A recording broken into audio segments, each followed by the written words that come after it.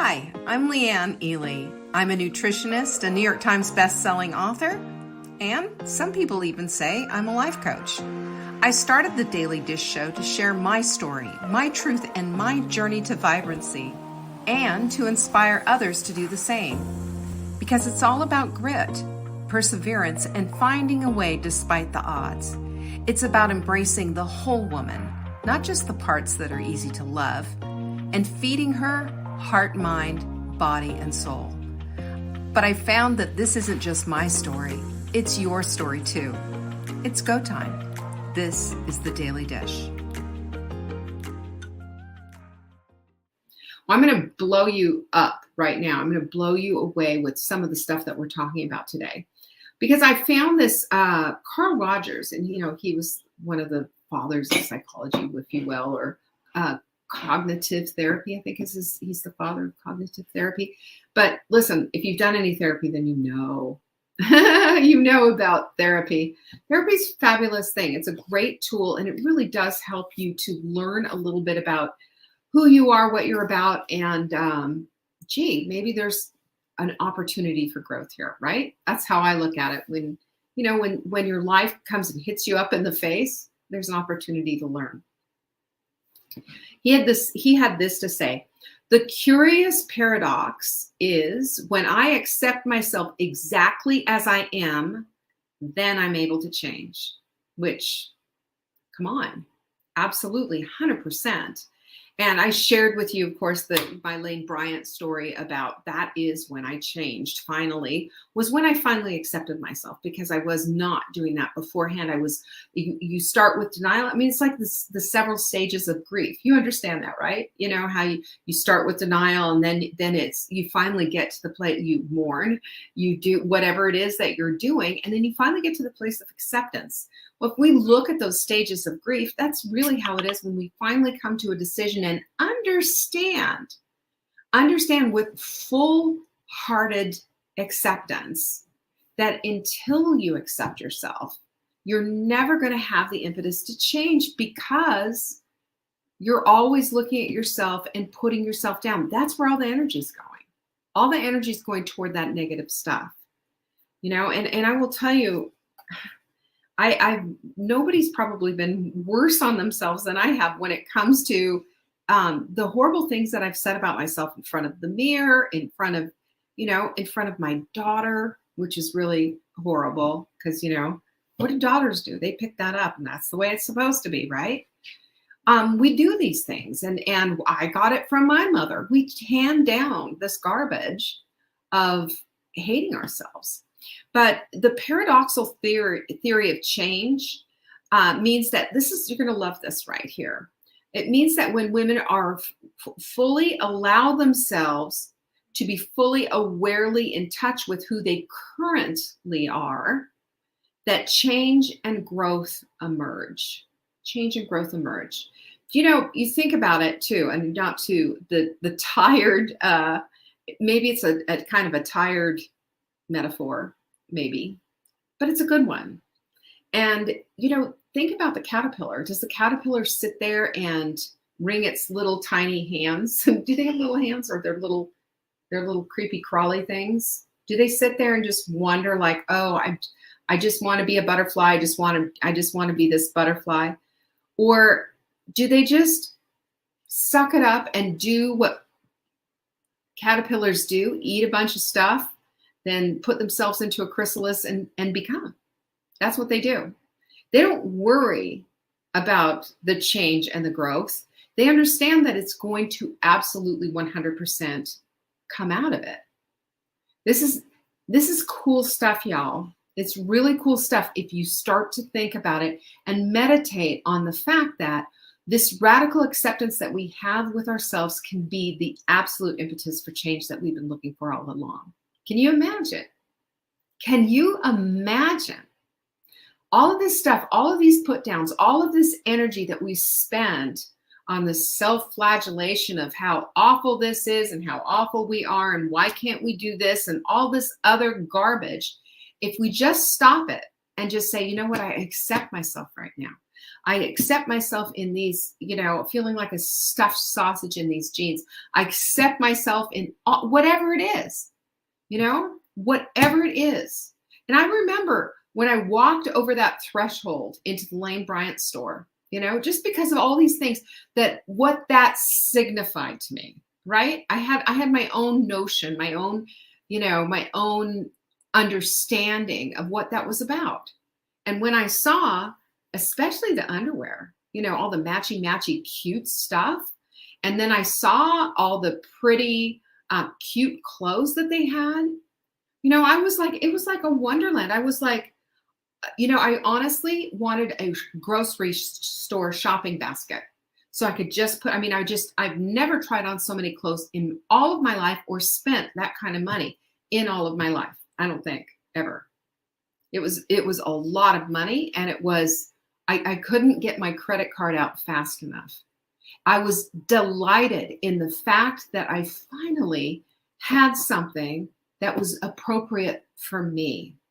And in that moment of acceptance, I was absolutely giddy with joy. Giddy. I mean, that's just incredible. But what I love about this whole idea, this paradox of theory change, is that it's inevitable and it's natural that we change once we accept. And it seems like it's counterintuitive, doesn't it? It sure is. But this was a therapy that was developed in the 40s and 50s by Fritz and Laura Pearl. Just FYI, those of you who are, looking into these things. But their finding was that their patients experienced, when they understood this concept, the immediacy of acceptance and personal responsibility too for what was next. And that's exactly the place that we need to be in if we're making a decision that we want to make a couple of changes. It doesn't happen unless we first have acceptance in place. Think about it. When you go to work out, you don't just, you have to put clothes on first to go do it, right? You don't work out naked. At least I don't do it.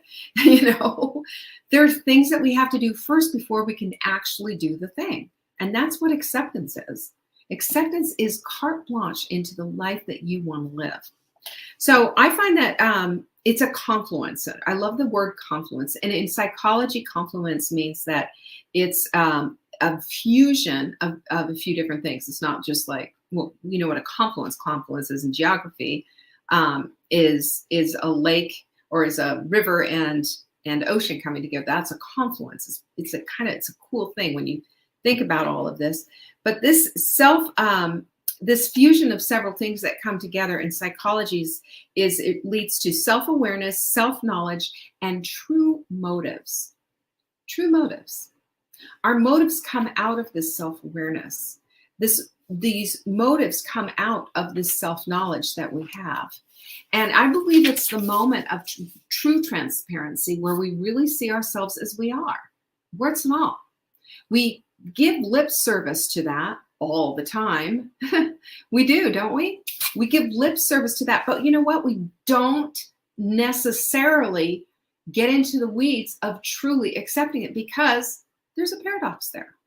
When we want change, what do you mean accept? That means that we're going to accept where we are. Well, yes, accepting where we are is step one to number two, going to the place of change. The dictionary says that paradox is a seemingly absurd, I love that, or self-contradictory statement or proposition that when investigated or experienced may prove to be well-founded or true. Ain't that the truth? Have you noticed that to be true? Have you experienced this in your own life? Pinkies up if you've experienced that, because I believe that this is a reality. This is truth based on reality, and it isn't necessarily either bound by logic. Logic's limited. There's only so much we can do with logic, and then it starts to go over those definition lines, doesn't it? I mean, there you go. Yes. Sarah said the moment where acting as if changes to this is me, because acting as if is an acknowledgement that I'm not exactly there right now, but I do have options. But I do have other things to think of. It's not about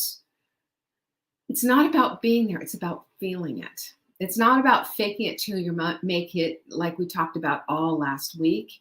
It's about seeing it until you're being it, right? You have a vision. You have an idea of what you want. It is a vibrant vision for what you want in your life. And then when we can accept all this goofy stuff where it's just like, boom, this is where the magic happens. The magic happens because the acceptance is there. That is radical acceptance, by the way. And radical acceptance, you know what? It's just, you're a complicated package, girlfriend. So am I. We all are. We got so many things going on at the same time. What if we finally radically accepted ourselves in all, if nothing ever changed, if it was just right where we are right now? What a difference it could be. What a difference. So there are several paradoxes in life that I wanted to show you. It's not just this one thing, it's a lot. So I want to show you how, as I said, logic is limited. And that's when the paradoxes start to show up, in my opinion. And I want to show you that there are several paradoxes in life. And maybe you've never really thought about them. But I love the black and whiteness of them. I like the contrast of these things because they help us to see what's true, and they help us to make these adjustments that we need to make. Okay, so here we go. Number one, the pursuit of happiness. You ever heard of that? The pursuit of happiness. I mean, there's a book written about it, but happiness is so short term because it's based on happenstance, those things that happen. What in the world? Okay. The thing that I want you just to really take a good look at is the quote from Eleanor Roosevelt, who said, "Happiness is not a goal, it is a byproduct," which is so true. And that is where we are with everything right now. That is where we are with everything. And I want to make a really clean line here. I have been I'm coaching a lot of women lately who are in an inner circle. We have a one-on-one time. And most of them, I'm saying, can we just make an agreement that we're going to stop looking at the scale? And even some of them, I'm saying, even the measuring tape. Because the pursuit of weight loss oftentimes needs to instead be the pursuit of health above all things. Because if we're going after health, if we're going after getting our blood tests in alignment and having your doctor go, "Wow, what have you been doing here? Look at your blood tests." I promise you the byproduct of pursuing health is going to be the weight loss. It's just going to happen. You are going to consequently make fabulous decisions that support these health goals. The weight loss is just a byproduct. This is how it is with happiness as well. If you pursue happiness, you're going to find yourself pretty upset and sad.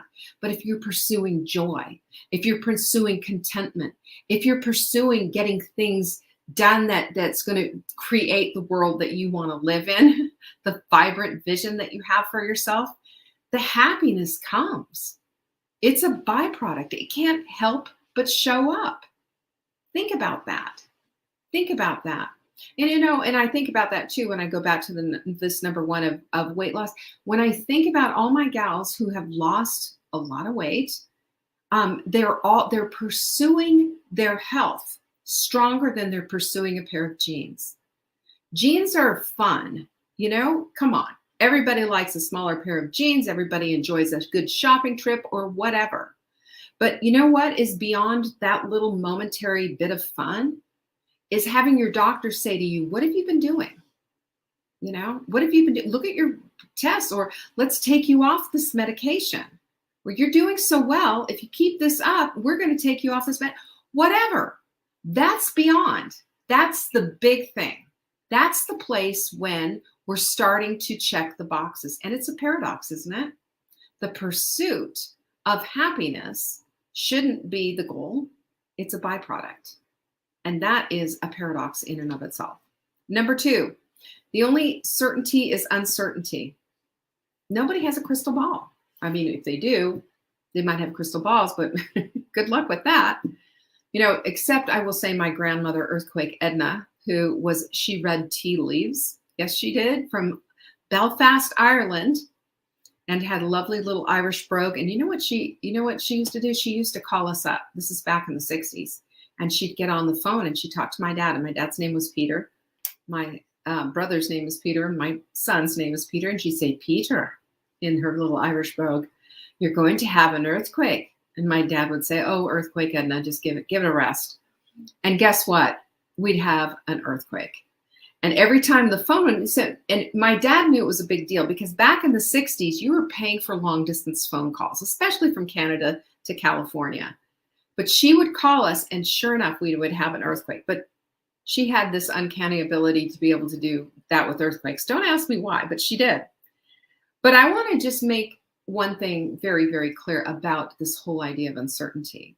That's what risk taking is. And anytime we pursue something different, it does trigger a risk thing in our heads. And risk is something that makes us go, I don't know about that. Well, we know what happens in our brain. And when we decide to take a risk anyway and decide that the uncertainty is worth it anyway, we get rewarded with a dopamine hit and our amygdala calms the heck down, right? We like that. So I say that making peace with uncertainty is making peace with yourself. And that's kind of a little bit of a paradox, isn't it? But can you imagine doing that, what that will do? Because we know that we can't guarantee always a safe, always, no risk involved. The insecurity of it all, it's there. Can we just pinky up on that and just go with it? What do you think?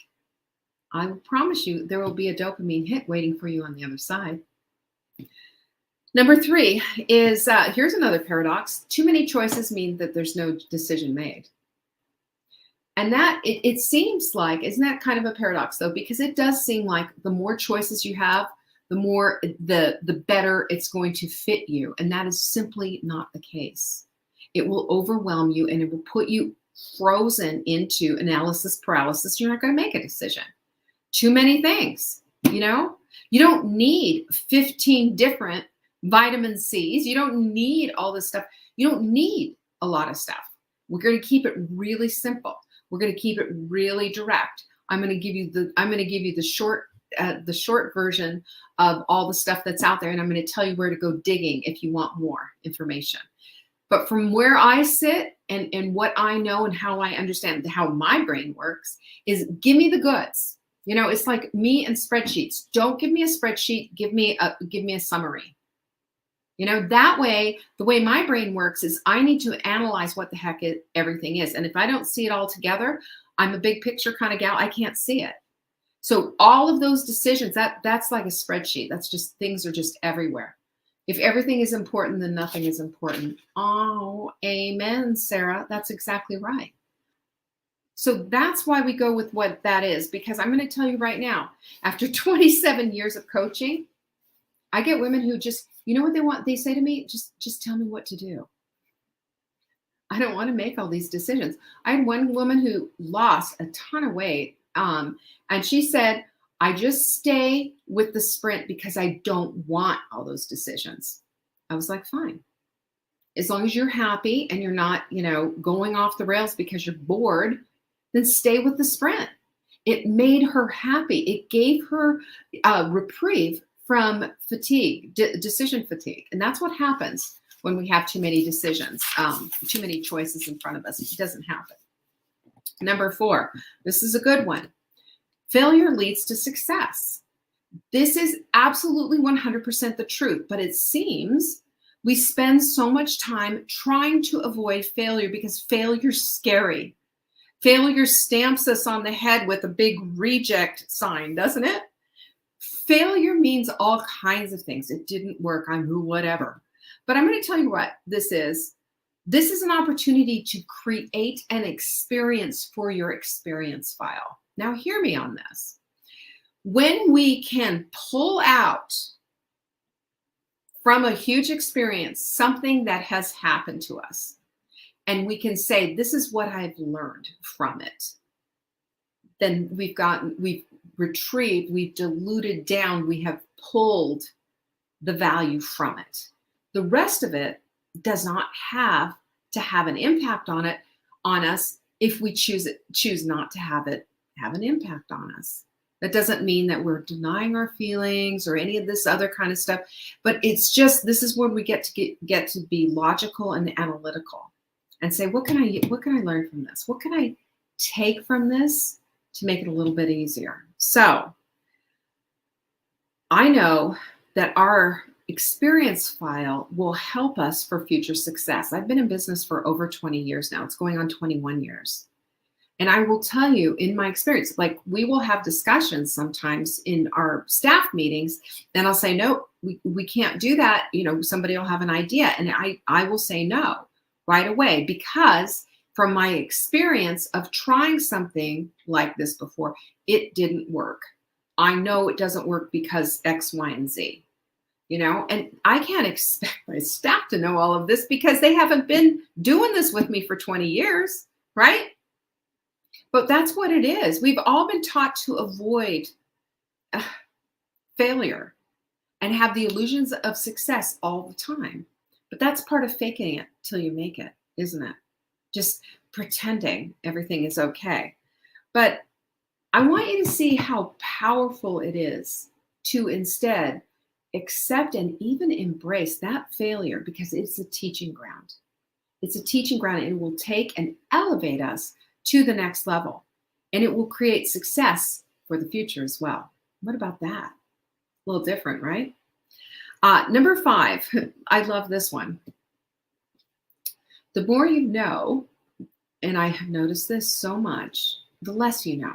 Have you seen that? Or the little you find out that there's so many more people out there that are so much more learned than you, and they know so much more, and that you think you know something, and then all of a sudden you get schooled.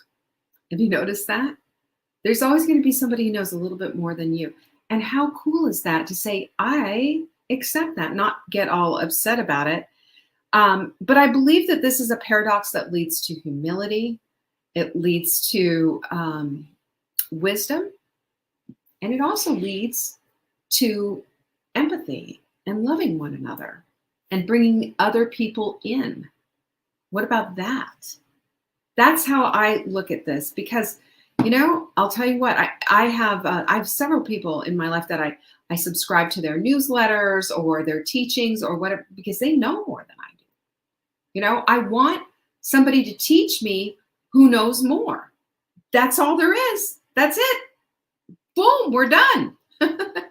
Why not?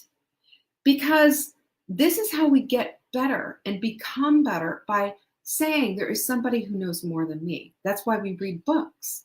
That's why we listen to lectures and TED Talks and all the rest of it. You can always learn more. And shutting it down and saying, oh, I don't want to be influenced by them. Well, that's shameful. Of course you do. We all want to be influenced. That's how we become better. Number 6, I love this one. The more scared you are of doing something, the more you should do it. Now, I'm not talking about, jumping out of airplanes. The only reason to jump out of an airplane, a perfectly good airplane, well, there is no reason to jump out of a perfectly good airplane. But if it's going down, that's when I want a parachute. And we're done. I don't need to do that kind of bungee jumping or anything scary like that. I don't need to do anything that's going to cause bodily injury. But I will tell you, back in 2015, and I was having kind of this, first of all, I lost a bunch of weight in 2015.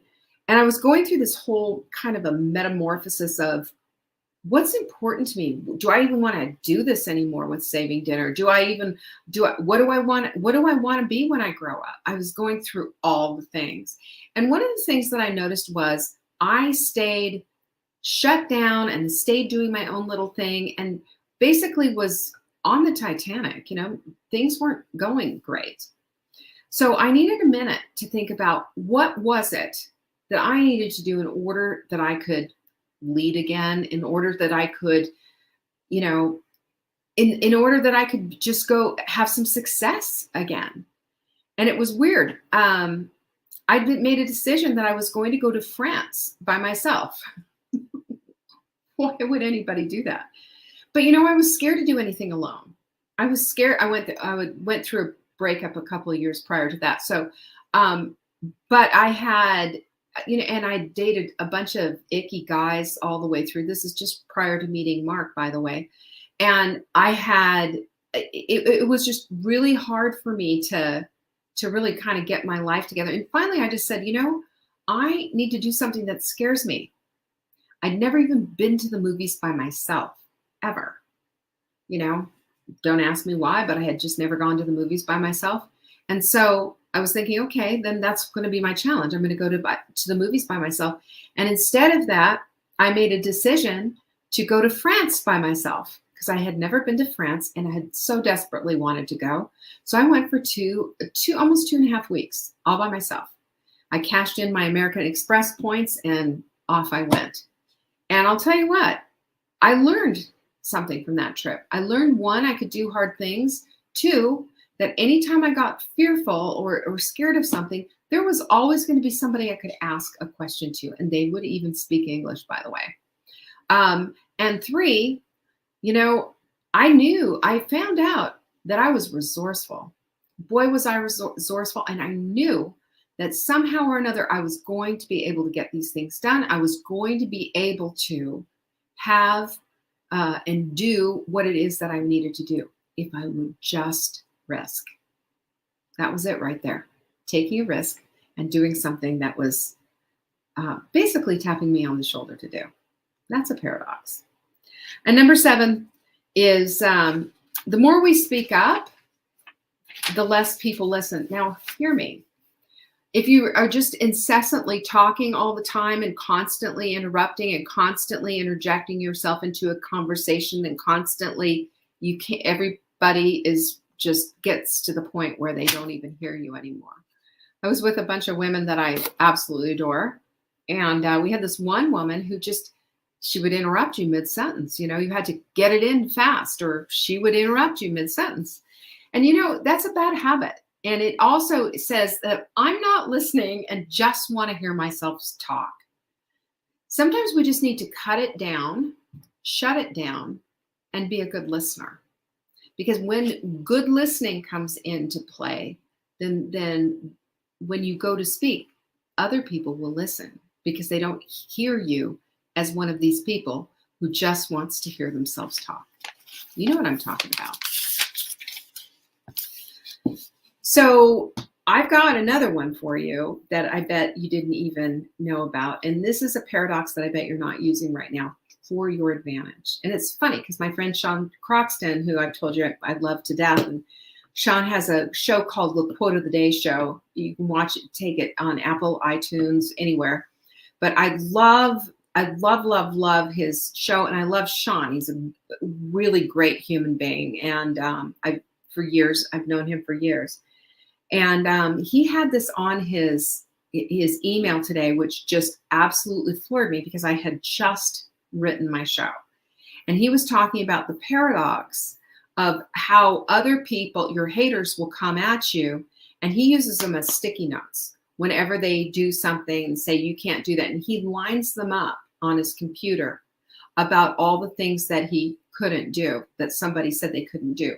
And you know what? That is fuel for his fire. And I love that because I do the very same thing. I think there's some people that have a natural propensity to be able to do this.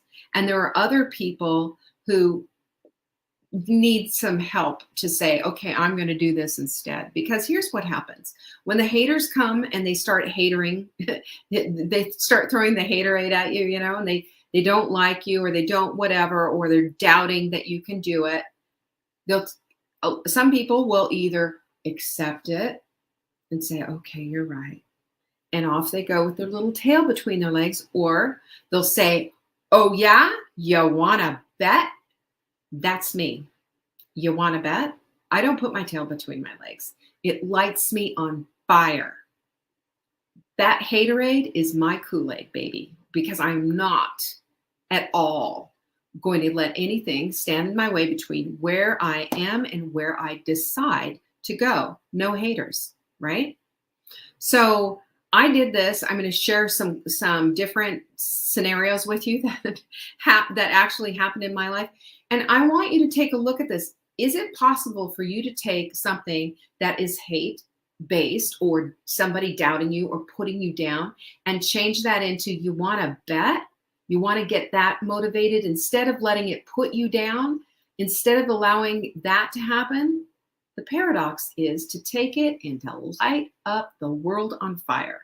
Number one, I was in sales. I've told these stories before. I'm telling them again. I don't care. They're my stories and they're good ones. I was in sales. I was selling title insurance. My boss says nobody gets their first orders until they've been doing this for 2 or 3 months. And I said, I'm going to get an order my first month. He goes, no, you won't. And I said, watch me. I'm going to do it. No, you won't. And no, you can't make it happen. No, you can't. I got 2 orders my first month. And the whole time that I was doing it, I didn't have a Post-it note like Sean did. But I will tell you, the whole time that I was doing it, I could just see him saying, I could see his face. I can still see his face in my mind's eye. You won't. Like, come on. And just dismissive. You know, dudes. That was the 80s. That was, a heck of a long time ago. But that's what, women just dismissed. And all that did was just light a fire under my butt. And I got those orders. Boy, did I get those orders. Number 2 was, I remember when I was right in the midst of a real crisis going on, just, financially, my marriage, everything was just kind of a mess. I had just started Menu Mailer, just started it. And it was right about the time that I was starting to write for Marla. I was starting, a bunch of things were just starting. I had just been on QVC and sold my healthy foods book, and I got asked back a few times and all of that. And my pastor, I told him I had this thing and I had this idea and this is what I was doing. And he said, you'll never own your own business. Do what my wife did. Go to, I don't know, one of those, in a box kind of a CPA type of things. Go get a job, go get a job. It'll never work. Can I tell you? That lit a fire under me like nobody's business. Nobody was going to stand in the way. Nobody. They were grass. I was the lawnmower. Yeah. And then weight loss too. I had a doctor who said to me, my doctor said to me, you'll never lose weight with this, with having a thyroid issue. You'll never lose weight. You know what I did? I said, I'll figure it out. I went to her to help me, and this is a woman physician. I went to her for help, and she said, you will never. You tell somebody you will never, I hope to God you tell them, no, you will never talk to me like that. Don't allow the haters and the doubters and the naysayers and the planters of bad seeds into your life. Yes, that's right, Jennifer. Find a way. You Diana Nyad your way out of this thing. Because the paradox here is, if you choose, this can be the fire that you need in order to light an inferno. It can be. So creating the life I want was on the other side of these doubters. It was all on the other side of this. And their contempt, it just fueled the hot desire that I already had for these things that I want, to prove them wrong and to prove to myself that I could. How about that for a paradox? That's a life worth living. And I will tell you this, that paradoxes are the seeds for change, because we can see the contrast of them. That's number 1. But you know what the first thing before the whole thing, the preamble is? You've got to first accept yourself. And that's the paradox to the change you will be seeking. What do you think of that? All right, that is what I have to say today. I hope we went a little bit long, so my apologies for that, but I hope you found it worthwhile. And if you did, you know what to do. share the heck out of this thing. I'll see you tomorrow, Tuesday, for Tuesday's transformational tip. Peace be with you. Bye-bye. Thank you for joining me today. You can find me on TikTok for daily tips to help support your most vibrant life. And remember, you are the author of your own story. Until next time.